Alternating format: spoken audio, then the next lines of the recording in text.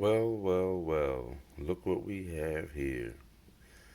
This is the unboxing of the Pioneer TS A300TW. It is a dome tweeter, 3/4, 20 millimeter, 450 watt max, and the specs on the ohms, it is 6 ohm. And relatively uh, small. Looks like nice build quality. You know, Pioneer doesn't just put out anything. And 100 watts RMS, that's what got my attention. And if you've been following my build, it's basically been Pioneer and Fosgate, except for I did drop the pyramids up front.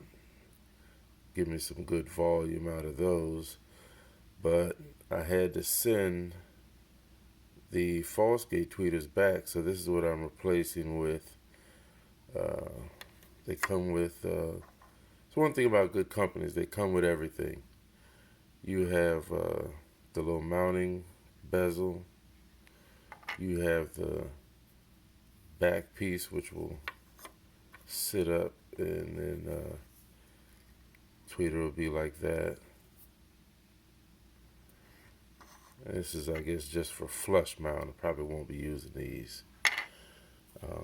Mounting bracket if needed. You know, these companies that do well probably. If it doesn't come with everything you need, you probably need to think about the quality of it. But it also comes with the wiring, and you might be able to see it better here. This is your inline resistor to keep the wrong frequencies out, keep the right frequencies going.